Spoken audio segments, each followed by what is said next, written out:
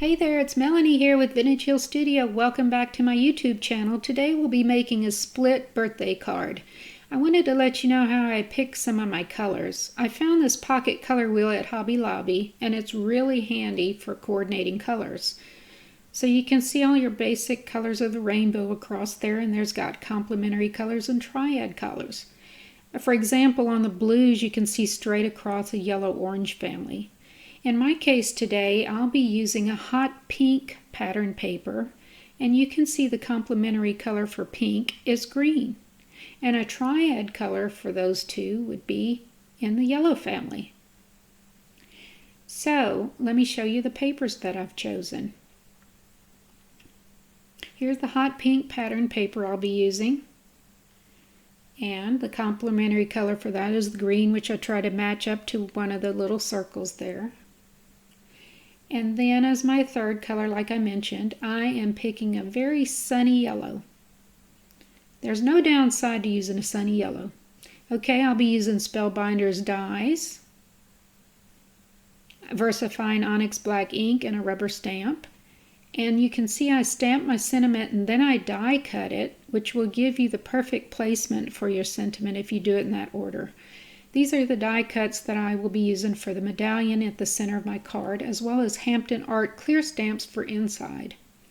So my card base is 7 by 10 inches, and I'm going to use a scoring board to score my paper at 5 inches. I'll place it up there in the left-hand corner, and then I use a bone folder to score the paper. It's right at 5 inches.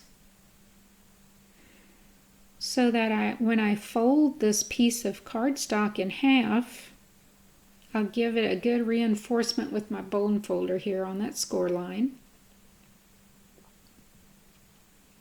And that will result in a 5 by 7 card. Alright, now we're getting on to the fun part. The next thing I want to do is make the split part of my card. So I know I've got a 7-inch card and I want to split it right at the center, which would be a 3.5-inch mark. So to help me do that, I'm going to use a Fiskars cutting plate. Okay, Fiskars cutter here. And you can see I'm going to line this up at 3.5 inches. And I want to cut just to the fold line of my card. So I'm going to take the cutting blade, and it's got this little horizontal piece that helps me line it up exactly with that fold line. Now I'm going to go down the spine of my card another 3.5 inches to my first cut. Right there. Using that horizontal piece on the blade again. Okay. So that gives us our card base with a split front.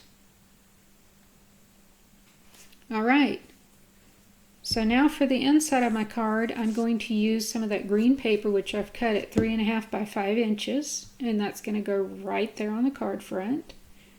And then my pattern paper is 3.25 by 4.75 inches, and that's going to go right over that green mat.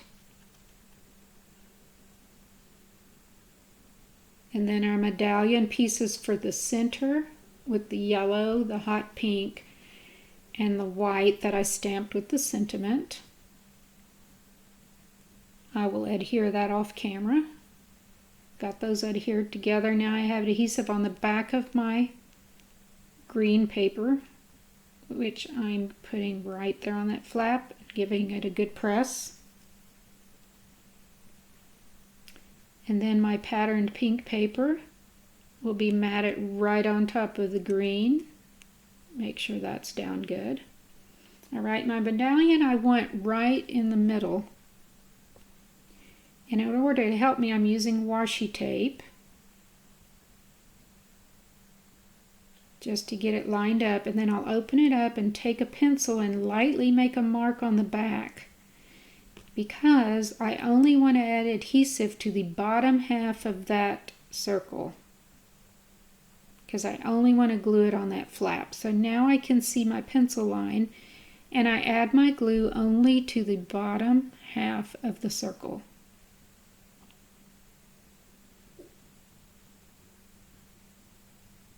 Okay, put that on the front flap. And we are now finished with the front of our card.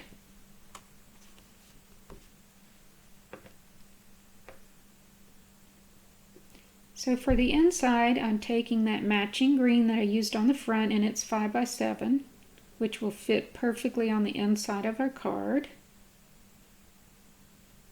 And then I'll take a white piece of cardstock, which is 4 3/4 by 6 3/4, and I gently fold it, give it a little pinch in the middle so I can see where the center line is. And I'm going to use a Darice Retro Circle embossing folder. And I line that up with my little crease and fold that other piece underneath. Otherwise it won't go through my Texture Boutique. I use my Sizzix Texture Boutique to emboss the top half of that paper.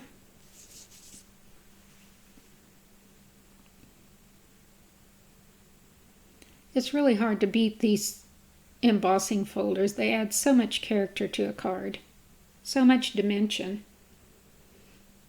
Here comes the magic of embossing folders. Isn't that beautiful? A Retro Circle by Darice. Alright, that's going to go on our green mat on the inside of our card. I'll get that all adhered together and put on the inside of our card, so when you close it, you've got embossing on the top there. So for the bottom half, we're going to use this clear stamp that says "Let's Celebrate." And to help me with that, I use a Tonic Studio stamping platform. And what this does, there's a clear side and a rubber side, and I move it over to the clear stamp side because I'm using a clear stamp. And I'm going to line my card up in the corner, and those round things are magnets which will hold my paper in place, and you're going to see the value of this in just a second. So I'm lining up that clear stamp. I'm going to use the VersaFine Onyx Black ink again and stamp up my clear stamp. Sorry, I'm out of frame here, but I'm giving it a good inking. Press down, but watch what happens. Not great, but my paper doesn't move. So I can stamp and restamp until I have a crisp image of my sentiment. And thank goodness for the stamping platform. Don't want to do all this work and mess up on the stamping. Okay, there we go. So there is our card with everything except our signed, sealed, and delivered on the back, which we need to do. I know it's 5 inches wide, and I have a stamp that has a little notch on it, and I'm going to line that up with the 2.5 inch mark on my card so I can get my stamp exactly centered on the back of my card. Okay, that's a split birthday card. The last thing I need to do is add some bling, folks, some rhinestone gems. Let's spark it up. Give it some sparkle. I'm using a picker tool which has a sticky end on it. It helps me pick up those little bitty gems and place them right over those black dots.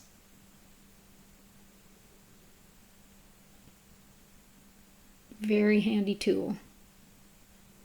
Almost finished here. All right, there's our finished card. I hope you enjoyed this video today. If you did, please feel free to give me a thumbs up and subscribe to my channel to see more videos. Until next time, happy crafting!